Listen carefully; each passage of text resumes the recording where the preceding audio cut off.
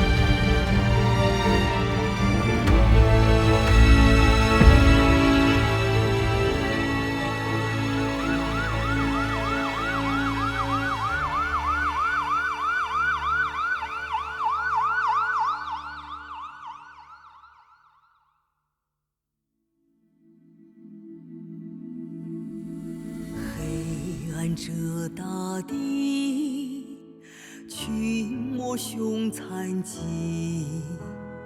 神仙做工，遭追捕定罪，见证神仙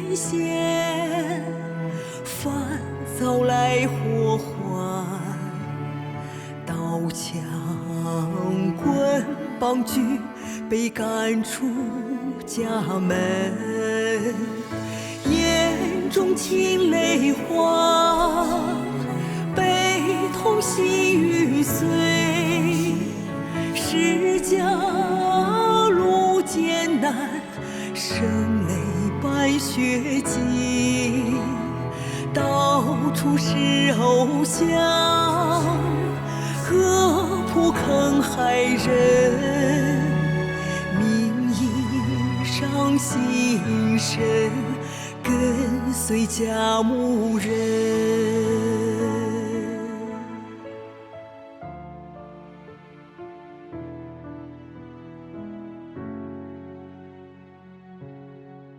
你肩负的重任，你的托付，你的责任，你都知道吗？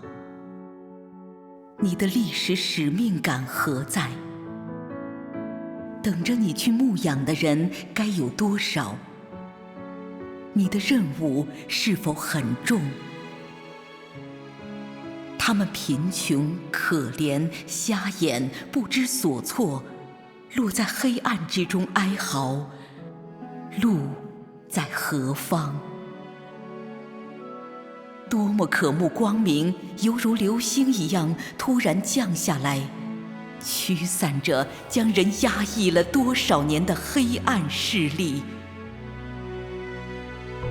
苦苦巴望，日思夜想，有谁尽都知晓？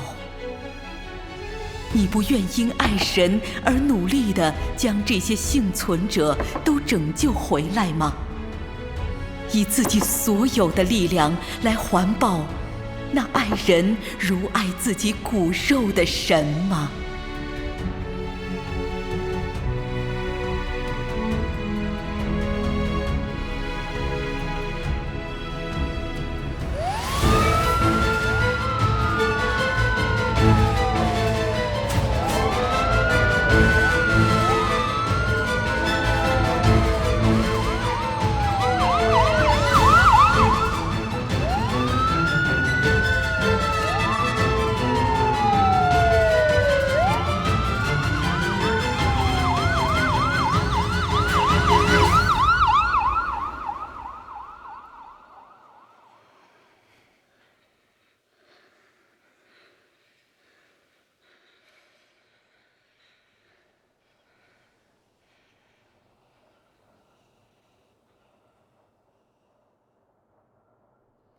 作为人类中的一员，